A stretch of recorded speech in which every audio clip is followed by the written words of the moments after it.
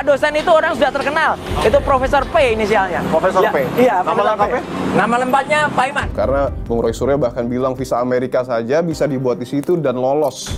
Itu gue juga perlu diuji kembali, tapi kalau memang betul itu sangat menarik untuk didalami sih sebenarnya. Karena tudingan dari Bung Roy atau apa ya, pemikiran Bung Roy adalah ada kemungkinan pasar pramuka pojok itu dibakar, jadi bukan terbakar. Bisa nggak kameranya, lensanya masuk gitu? Bisa.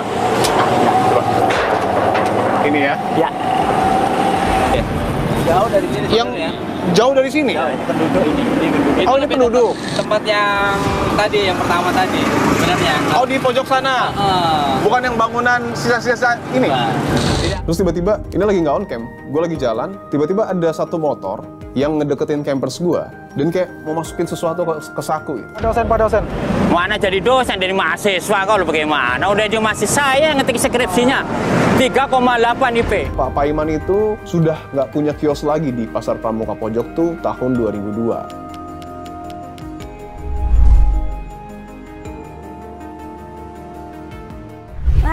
Sepi banget nih di sini. Gimana kalau gue memanggilkan seseorang yang kemarin bikin viral?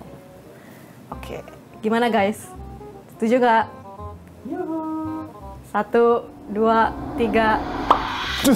Gila. Ini Kok nih. gue bisa di sini ya? Kan? Kursi panas. Ada Dino. Hebat banget. Tiba-tiba ada di sini, magic. Ilmunya semakin meningkat nih. Gokil. Lu nggak bertanya-tanya kenapa lu gue tarik ke sini? Aduh, nggak tahu nih kenapa ya? Itu kemarin viral. Oh, viral? Wih, Ya, luar biasa. gara-gara hasil yang lu ceritain ke gue mau lagi nih sekarang. Oke. Kan kemarin kayaknya lu abis liputan tuh Ya, betul. ke Pasar Pramuka. Betul. Ih, menarik banget. Coba sekarang lu ceritain lagi ke gue tuh kemarin kayak gimana. Sini gua kasih tahu.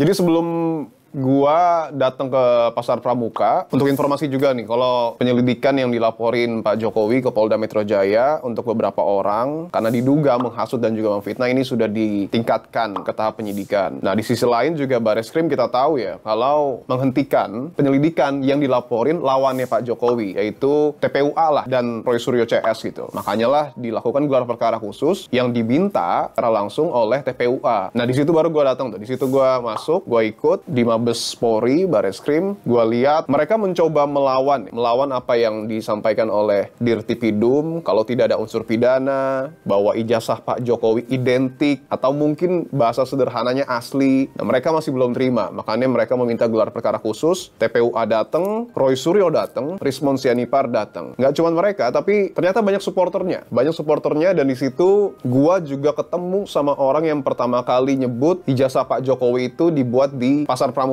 Itu namanya Bung Betor Suryadi. Tapi emang uniknya Bung Betor itu nggak ada di gedung Bareskrim Mabes Polri, tapi di masjid di sebelahnya bersama dengan pendukung TPUA yang lain. Di situ gua ngajakin sebenarnya untuk Bung Betor, ayolah kita penelusuran ke Pasar Pramuka, karena angle-nya sekali lagi angle dari tayangan gua episode 33 itu pengen membuktikan sebenarnya apa yang disampaikan oleh Bung Betor dan Roy Suryo CS, tapi beliau belum berkenan, makanya gua wawancara Bung Betor di situ. Kalau gelar perkara kita udah tahu ya, udah tahu hasilnya apa. Bung Roy Suryo bawa analisisnya soal uji ELA, yang dimana ada hal-hal yang menurutnya kayaknya ijazah Pak Jokowi belum bisa dikatakan identik, karena di ELA itu dibilang kalau pada saat diuji ijazah Pak Jokowi itu banyak errornya. Jadi kalau misalnya diuji ELA itu harusnya clear, maksudnya jelas ya formnya, cuman pas diuji sama Bung Roy Suryo itu banyak errornya. Nah, yang paling mungkin diingat adalah bahasa mencotot ya. Kalau tahu tuh mencotot, jadi huruf A di ijazah Pak Jokowi itu agak keluar dari logo UGM. Sementara pembanding yang digunakan Bung Roy Suryo, huruf A-nya itu nempel di logo UGM. Dan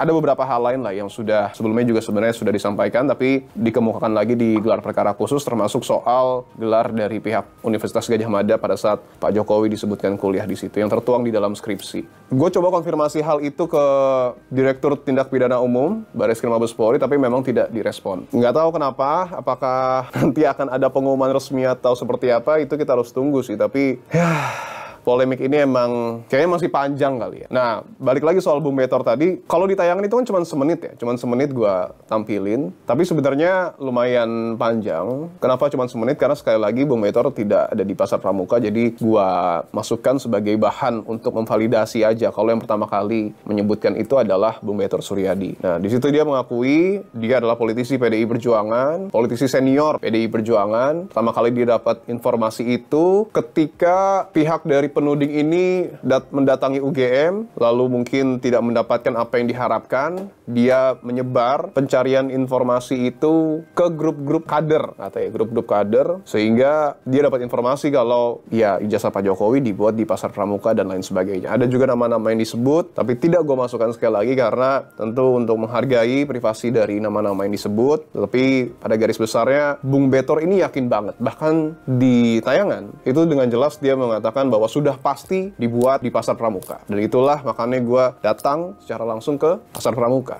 Nah, ketika lu datang ke Pasar Pramuka akhirnya tuh ya, suasana di sana tuh gimana sih? Wah, ini yang mereka seru tuh sih. welcome gak sih ke lu sebagai wartawan ya untuk mencari tahu hal itu gitu? Jadi ada dua tempat ya. Yang pertama itu Pasar Pramuka yang jual obat-obatan, yang kedua Pasar Pramuka Pojok yang udah kebakar. Nah, pas gua juga baru tahu di situ ya, ternyata lokasinya itu di Pasar Pramuka Pojok. Nah, gua datang pertama kali di Pasar Pramuka yang jual obat-obatan, di situ gua langsung diliatin tuh. Gua kayak, ini wis, kenapa nih? Maksud gue nggak akan masuk, tapi gue tuh langsung diliatin pas mau on cam di depan. Mungkin ya, mereka juga udah notice kalau, wah kayaknya ini ada sangkut pautnya nih sama, dalam tanda kutip ya, tudingan ijazah palsu Jokowi yang dibuat di Pasar Pramuka. Reporter gue bahkan sempet ditanyain sama salah satu orang, mau ngapain mbak? Nah orang ini nih dari awal gue on cam ngeliatin mulu nih, cuman kok gue nggak disamper-samperin ya? Mungkin dia nyamperin yang nggak on cam kali ya, reporter gue.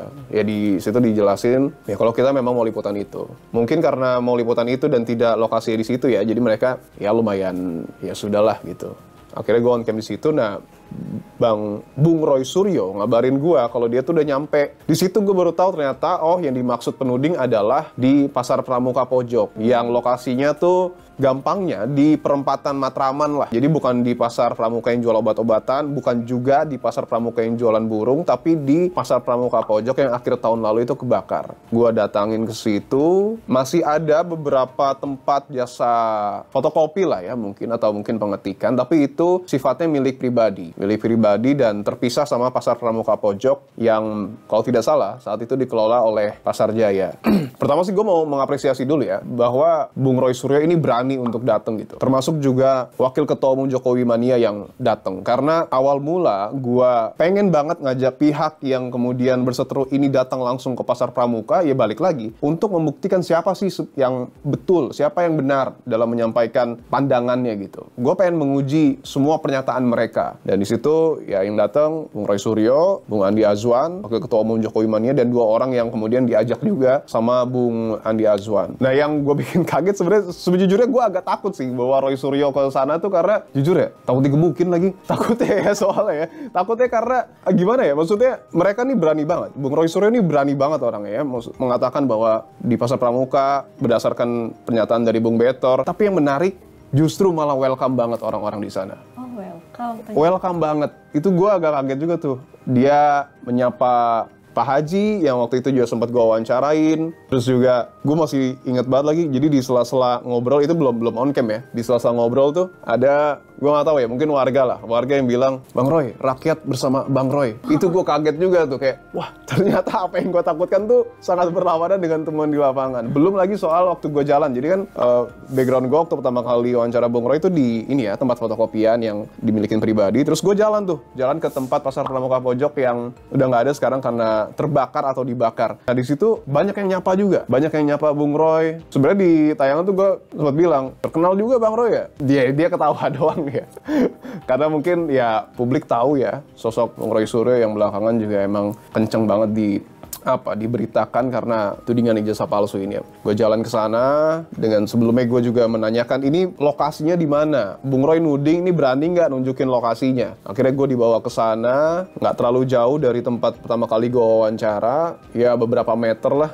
ngelewatin toko yang udah tutup, ngelewatin pom bensin. Nah, sebelahnya persis itu di situ. Yang ada tembok dan ada seng-seng yang digunakan untuk menutup. Di situ pertama kali Bung Roy ini nyari-nyari dulu lah. Mungkin karena dia lupa dan lain sebagainya, nyari-nyari sampai akhirnya jalan terus dan ketemu tuh ada lobang di situ. Dia ngintip, dia nanya bisa nggak kamera masuk. Nah, disitulah ada sisa bangunan dari Pasar Pramuka Pojok yang dulunya diduga membuat dokumen-dokumen palsu ataupun dokumen-dokumen gelap, karena Bung Roy Suryo bahkan bilang visa Amerika saja bisa dibuat di situ dan lolos. Itu gue juga perlu diuji kembali, tapi kalau memang betul itu sangat menarik untuk didalami sih sebenarnya. Karena tudingan dari Bung Roy atau apa ya, pemikiran Bung Roy adalah ada kemungkinan Pasar Pramuka Pojok itu dibakar, jadi bukan terbakar. Dibakar. Iya. Ini menarik banget nih buat gue. Memang gue ketika gue nonton tayangan itu, begitu Roy Suryo bilang, ini tuh dibakar ya, bukan kebakaran. Terus gue begitu cari beritanya, betul memang ada berita soal kebakaran di Pasar Pramuka Pojok. Sebagai jurnalis gitu ya, gimana menilai omongan Roy Suryo itu valid atau enggak gitu? Dia tahu dari mana kalau misalnya itu memang betul dibakar gitu kan? Secara validasinya bagaimana? Karena kan toh secara fisik wujudnya udah nggak ada. Betul. Gitu. Nah itu gimana menurut lu? Sebenarnya bisa mastiin tuh aparat penegak hukum ya. Karena kalau kita kan hanya menyampaikan temuan-temuan fakta di lapangan. Karena asumsi Bung Roy Suryo ini didasari pada posisinya. Posisi dari Pasar Pramuka Pojok itu yang seberangnya Polsek Matraman. Dan beberapa mungkin puluh atau ratus meter dari sana itu ada kantor pemadam kebakaran. Mungkin asumsinya ketika dekat kantor polisi, dekat kantor pemadam kebakaran, seharusnya semua kios yang ada di situ, kalau menurut pengakuan dia kan ada 200 kios ya, harusnya nggak terbakar dan harusnya bisa dipadamkan. Dan harusnya juga mungkin tidak ada korban jiwa. Karena kalau tidak salah ada satu korban jiwa yang kemudian meninggal dunia ya. Nah, kenapa menjadi menarik? Karena mungkin bisa di cross check lagi. Peristiwa kebakaran ini sangat berdekatan dengan pelaporan dari TPUA terkait dengan ijazah Pak Jokowi ini. Di situ masuknya.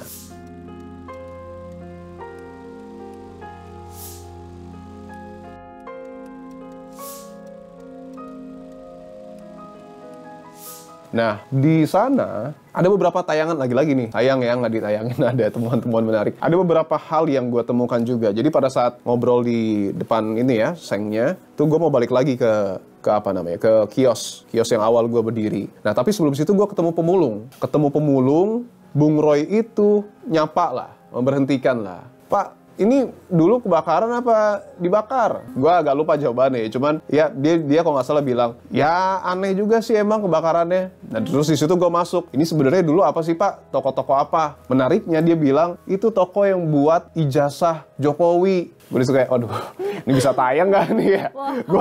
Gue agak, bukan masalah gue mau nayangin atau enggak, cuman kan balik lagi ya, kita harus bersumber pada informan A1 ya. Artinya betul-betul yang terlibat, paling enggak warga di situ, bagus-bagus kalau punya kios di situ. Tapi ini kan bapak ini kan mohon maaf pemulung ya. Dan memang mobilitasnya tuh nggak cuma stay di situ. Gue udah konfirmasi juga nggak stay di situ. Tapi dia mendengar isu itu. Makanya gue pastiin bapak tahu apa mendengar mas. Terus gue tanya lagi satu pertanyaan lagi. Tapi bapak tahu nggak sih ini sebenarnya kios emang suka memalsukan dokumen atau kios biasa aja? Bapaknya bilang ya tahu lah mas soal pemalsuannya. Karena dia bilang sih karena kan teman-teman pegang HP mungkin banyak informasi di situ kali ya. Nah, di situ tidak ditayangkan sekali lagi karena memang bukan orang yang terlibat secara langsung. Gue takutnya sih bapaknya, gue juga menghargai privasi bapaknya, bukan menghargai, melindungi privasi bapaknya jangan sampai karena bapaknya lagi lewat terus ada kita kebetulan lagi liputan terus dia menyampaikan sesuatu yang belum tentu keabsahannya justru malah menjadi masalah buat dia. Kita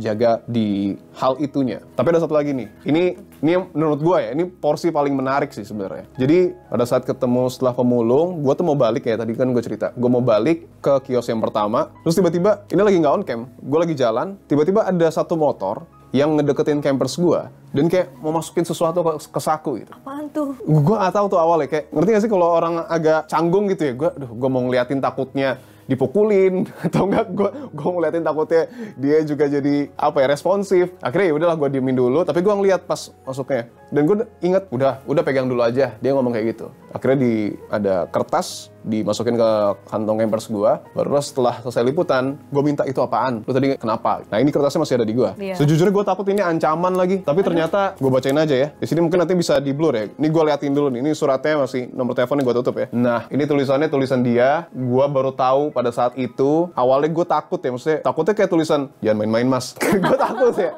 Gue takut sumpah. Gue takut. Takutnya karena ya membahayakan apa ya teman-teman gue sih. Tapi gue bacain aja ya. Oke. Tulisannya gini. Pak, saya punya berita terkait dengan ijazah. Tapi saya minta perlindungan kalau saya ungkap. Dan saya kalau mau ketemu jauh dari lokasi ini. Iya. Jadi pada saat surat ini gue baca, gue langsung telepon orangnya. Bung Roy juga tahu. Malah Bung Roy, gue nggak ngerti caranya lah. Dia langsung ngecek siapa nama pemilik nomor telepon ini. Akhirnya gue janjian. Ya udah, gue janjian ketemu sama dia di lokasi yang lain sih. Di lokasi yang lain, lumayan jauh dari Pasar Pramuka. Di situ gue nanya, emang apa yang Mas tahu gitu? Ya dia bilang bahwa Mas, kalau Mas bilang Pasar Pramuka ini kebakaran dan udah nggak ada pemalsuan dokumen, Mas diketawain. Oke, cuman kan maksudnya gue butuh bukti ya.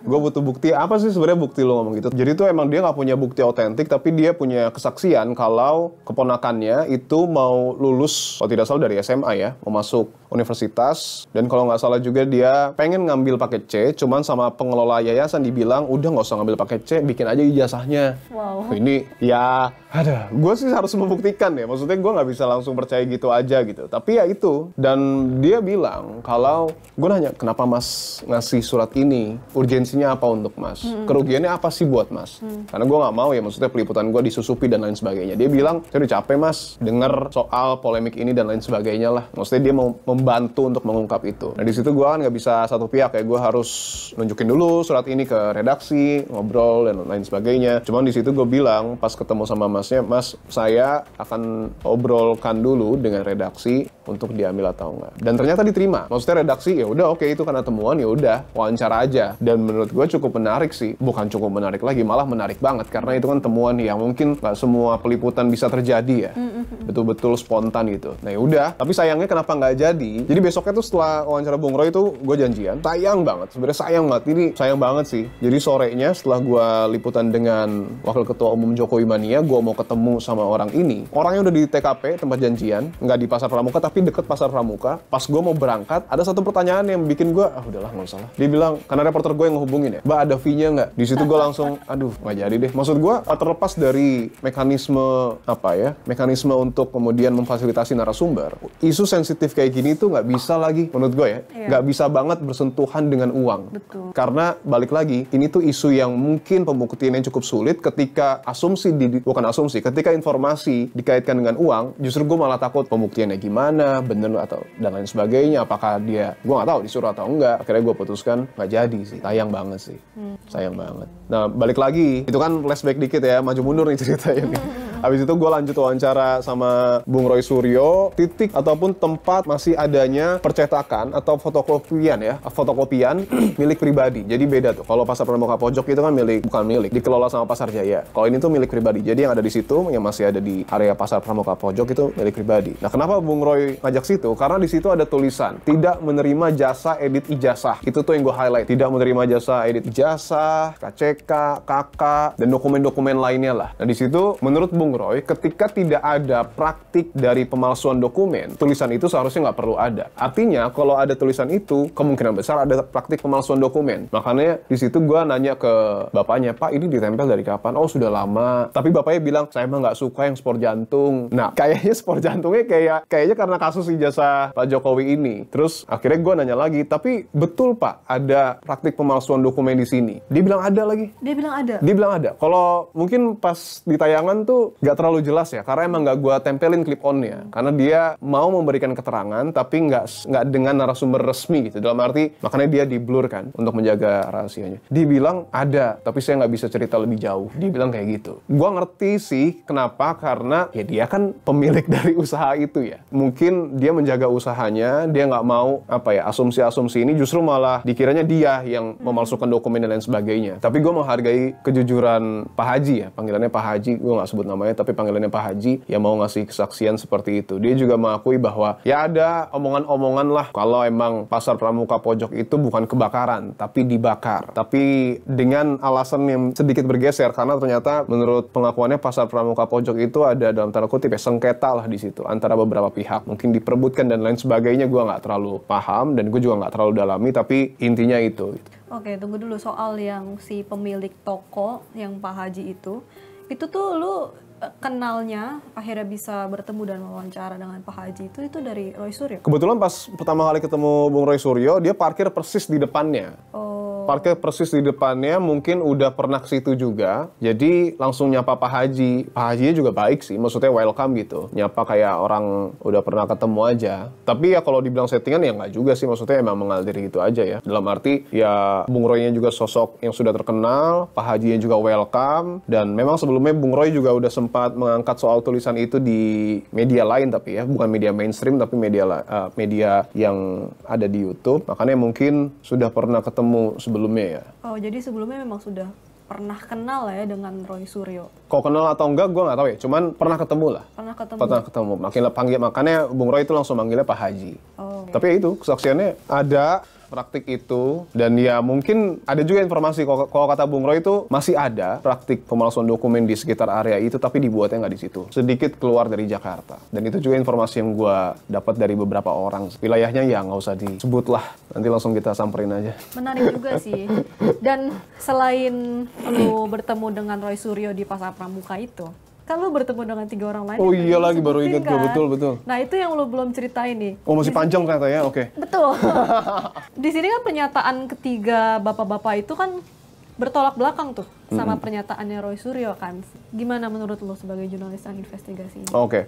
Sebelumnya gue gambarin, Bung Roy Suryo itu berani menyebutkan siapa nama pemilik kios yang diduga mencetak ijazah Pak Jokowi. Itu adalah Pak Paiman Raharjo, mantan wakil menteri desa di akhir periode Pak Jokowi, yang mana juga relawan Pak Jokowi. Nah, di situ gue tanyakan secara langsung ke Wakil Ketua Umum Jokowi Mania, Bung Andi Azwan. Ada juga 2 orang lainnya nih yang dibawa langsung sama Bung Andi Azwan. Itu ada Pak Sungkono. Pak Sungkono itu gua nulisnya sih penjaga kios. Penjaga kios, jadi omnya punya kios itu dibeli Pak Paiman. Dan satu lagi mantan pedagang di Pasar Pramuka Pojok. Mereka semua membenarkan kalau Pak Paiman, mantan wakil menteri desa tuh punya kios di situ, pernah punya kios di situ. Sekitaran munculnya itu tahun 1995, tapi beli kiosnya itu tahun 1997. Pak Paiman awalnya punya kios di bagian depan Pasar Pramuka Pojok. Nah, yang dibeli sama Pak Paiman ke Pak Sungkono, ke omnya Pak Sungkono itu yang di belakang. Kalau berdasarkan kesaksiannya sih, Pak Paiman itu kenapa suka jual beli kios itu karena memang kerjaannya itu jual beli properti lah. Jadi kalau misalnya emang sini ada yang beli, untung dijual. Makanya beli lagi punya omnya Pak Sungkono gitu. Ya di situ pada akhirnya semua pernyataan dari Bung Roy Suryo itu dibantah ya. Benar atau enggaknya sekali lagi ya polisi sih yang harus memastikan ya. Tapi itu yang gua temukan fakta di lapangan. Dalam arti ada pernyataan-pernyataan yang memang berseberangan. Misal Pak Sungkono tuh bilang Pak Paiman itu sudah nggak punya kios lagi di Pasar Pramuka Pojok tuh tahun 2002. Sementara dari kubu satunya lagi atau kubu Bung Roy Suryo CS itu cukup meyakini bahwa di 2010-an lah, mungkin 2010 sampai 2017 Pak Paiman tuh masih punya kios atau mungkin masih berpraktik di situ lah. Punya kios, punya usaha masih ada di situ. Atau paling enggak Pak Paiman masih suka ke situ. Karena kalau menurut Bung Roy Suryo itu panggilan Pak dosen untuk Pak Paiman itu cukup harum di Pasar Pramuka Pojok. Makanya gue tanyakan ke Pak Sungkono. Pak Sungkono kan manggilnya Maman ya, Maman Paiman. Di situ Bung Ani jelasin Maman Paiman tuh panggilannya Pak Paiman, panggilan dekat. Terus gue tanya, kalau Pak dosen, dia sempet diem dulu sih. Kalau dari tayangan sempat diem beberapa detik ya. Tapi akhirnya membantah. Nggak ada lah orang Pak Paiman tuh dulunya mahasiswa kok. Saya yang ngetik skripsinya. Jadi kalau dulu tuh kenapa skripsi diketikin? Karena kan nggak semua orang punya komputer ya. Beda sama sekarang. Jadi jasa pengetikan tuh orang bawa skripsi mungkin tulisan tangan atau apa ya, gue juga belum lahir sih. Nah di box itu diketikin. Dia bilang saya ngetikin. Dia masih mahasiswa dan lain sebagainya. IPK-nya 3,8. Nah kalau IPK-nya tahu tuh gue juga nggak tahu dari mana. Gue nggak dalemin ya. Cuman dia bilang Pak Paiman tuh orang pintar, orang baik, orang jujur. IPK-nya 3,8. Bung Roy Suryo, Pak dosen. Ya. Betul nggak? Apa dia panggil Pak dosen di dalam, Pak? Orang bilang Pak dosen. Mana jadi dosen dari mahasiswa kalau bagaimana? Udah aja masih saya yang ngetik skripsinya 3,8 IP. Tulis tangan saya yang ngatiin. Tuh, dia orangnya cerdas, pintar. Kira ya udah, gua konfirmasi itu. Bapak kan tadi bilang Pak Iman itu pernah punya kios. Bisa tunjukkan lokasinya. Kenapa gua tanyakan itu? Karena gua mau menyamakan nih atau menemukan titik terang. Apa yang disampaikan Bung Roy itu sama nggak kira-kira yang disampaikan dengan Pak Sungkono? Akhirnya gua jalan lagi ke titik gua sama Bung Roy di situ menelusuri pasar Pramuka Pojok yang udah nggak ada. Di situ dibilang bukan yang ditunjukin oleh Bung Roy Suryo. Jadi kalau misalnya yang di lobang itu kelihatan ada bangunan, bukan itu titiknya. Tapi titiknya tuh yang di pinggir jalan yang ada kayu-kayu kebakaran dan di situ baru titiknya. Ya cukup susah juga ya. Balik lagi cukup susah juga untuk memvalidasi lokasi mana yang benar dan lain sebagainya karena udah nggak ada, bangunannya udah nggak ada, barangnya udah nggak ada dan ya dan yang dibantah sama Bung Andi juga cukup menarik sih. Jadi Bung Andi tuh bilang mempertanyakan psikologis dari Bung Betor Suryadi karena ini nggak gua bahas di liputan sih. Jadi ternyata Pak Paiman sama Bung Betor tuh udah ketemu. Pak Paiman sama Bung Betor udah ketemu, ada videonya gue lihat, cuma nggak gue tayangkan karena gue nggak menemukan video secara utuh. Gue nggak mau kalau nayangin hal yang sepotong-sepotong kan takutnya menggantung ya dan lain sebagainya gitu. Tapi udah ketemu, katanya ini versi Bung Andi ya. Versi Bung Andi bilang kalau Bung Betor tuh udah minta maaf atas semua tudingannya ke Pak Paiman di pertemuan itu karena Bung Betor tidak melakukan konfirmasi sebelumnya. Di situ ada sih Pak Paiman bilang harusnya sebelum ngomong Bung Betor tuh hubungi saya. Cuman Bung Betornya bilang saya nggak punya nomornya, ketawalah dan lain sebagainya. It's okay. Itu versinya dari Bung Andi. Nah ini agak loncat sedikit. Dia pada akhirnya gimana ya? Emang agak susah sih membuktikan mana yang benar karena semua kedua kubu ini saling mempercayai keyakinannya masing-masing, punya versi kebenarannya sendiri dan makanya tayangan gua kemarin itu adalah mendorong untuk polisi betul-betul melakukan penyelidikan bahkan penyidikan secara utuh, secara jelas supaya kebenarannya terungkap, polemiknya selesai. Itu sih yang sebenarnya gua tekanin. Satu hal sih, lu udah sempet menghubungi Pak Paiman itu? Udah, gue lupa lagi hasilnya. Betul lagi tuh, itu gue lupa tuh. Jadi head to headnya sebenarnya awalnya ya. Head to headnya itu gue mau datengin Bung Roy Suryo sama Bung Betor. Dari kubu satu yang lagi, Pak Paiman sama Bung Andi Azwan. Nah, gue chat Pak Paiman, maaf mas saya tiarap dulu. Ya udah, gue juga nggak bisa maksa. Cuman gue di situ gue sempat ngechat lagi, Pak kalau saya telepon untuk sekedar konfirmasi, nggak saya record, nggak saya tayangkan, boleh nggak? Di situ nggak dijawab lagi. Makanya gue menghubungi Bung Andi. Bung Andi tuh lumayan deket sama Pak Paiman ya. Minta tolong tuh, bisa nggak bang buat Pak Paiman datang langsung. Tapi ya awalnya diusahakan, sama Bung Andi diusahakan. Tapi mungkin karena satu dan lain hal akhirnya nggak bisa dan makanya dibawalah Pak Sungkono. Orang yang juga tahu mungkin ya, dianggap tahu apa yang kemudian terjadi dengan kiosnya Pak Paiman. Gitu sih. Padahal sebetulnya kalau misalnya lu menghubungi Pak Paiman itu kan lu bisa mencari tahu lebih. Betul. Juga termasuk soal yang toko yang katanya Betul. milik dia gitu kan. Betul banget. Nah dari pengalaman lu ini, kalau misalnya narasumber tuh nggak ngerespons kayak gitu, harus mengambil langkah apa sih gitu?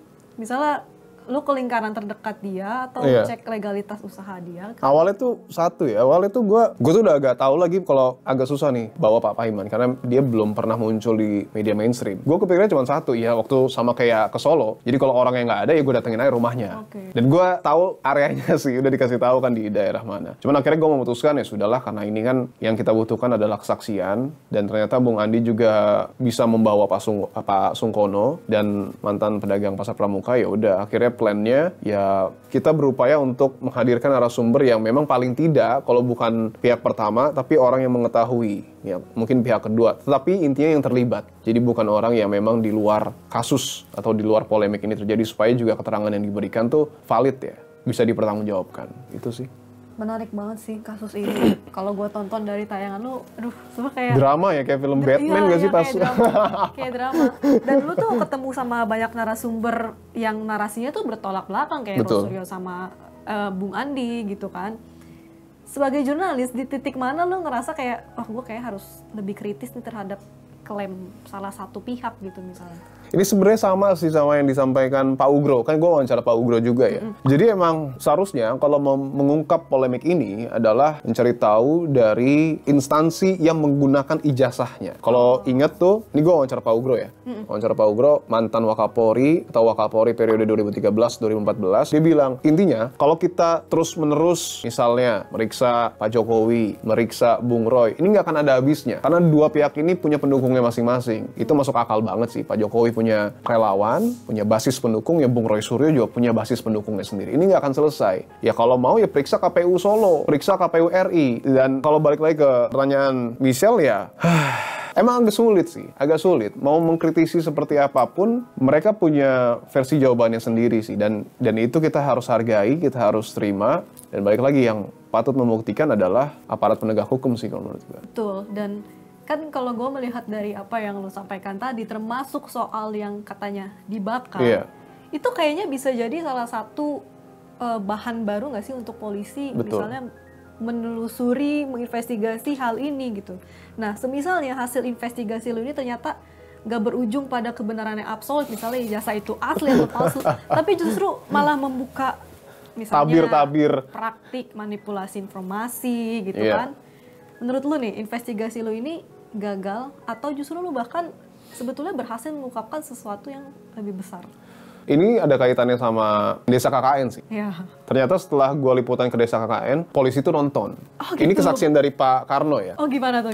Jadi setelah tayangan itu muncul di Kompas TV jam 20.30 sampai 21.30 hari Senin, polisi itu langsung ke sana dari Jakarta naik kereta buat konfirmasi mungkin kebenaran tayangan gue ya. Jadi ini sebenarnya bukan off record. Ini apa yang disampaikan Pak Karno tapi dia tidak mau diwawancari secara langsung. Polisi datang ke desa Ketoyan, konfirmasi ke pihak desa, ke rumahnya juga yang gue telusurin, habis itu nemuin Pak Karno. Nah di tayangan kemarin tuh sebenarnya gue mau wawancara Pak Karno untuk paket gue. Kan paket gue tuh ada ngebahas soal penyidikan ya, penyelidikan yang sekarang naik tahap ke penyidikan. Gue pengen wawancara Pak Karno tapi Pak Karno bilang, jangan mas, ini sifatnya rahasia. Dalam arti kalau wawancara dia tidak berkenan, tapi untuk memberikan informasi berkenan. Ya di situ polisi nanya, Bapak kenapa baru muncul di media gitu? Karena ya betul juga sih apa yang disampaikan Pak Karno. Ya dia baru muncul ketika desanya dia disinggung. Jadi ketika desanya nggak disinggung, menurut dia buat apa gue muncul? Dan itu gue terima sih. Dan akhirnya ya udah. Kalau kaitannya sama pertanyaan tadi, gue nggak tahu ya apakah itu jadi bahan polisi atau enggak untuk melakukan penyelidikan lebih jauh soal ijazah Pak Jokowi atau soal praktek pemalsuan dokumen. Tapi kalau gue tanyakan ke Bung Roy Suryo, justru itu yang didorong. Jadi Bung Roy itu pengen, dan koleganya, polisi untuk ngecek pasar pramuka, polisi untuk meriksa Betor, polisi untuk meriksa Pak Paiman. Jadi 3 hal itu yang kemudian jadi polemik. Bung Roy sih minta untuk diperiksa oleh polisi. Dalam arti untuk melengkapi bahan penyelidikan yang ada, siapa tahu ditemukan fakta baru itu. Nah kita nggak tahu nih, apakah nanti polisi juga akan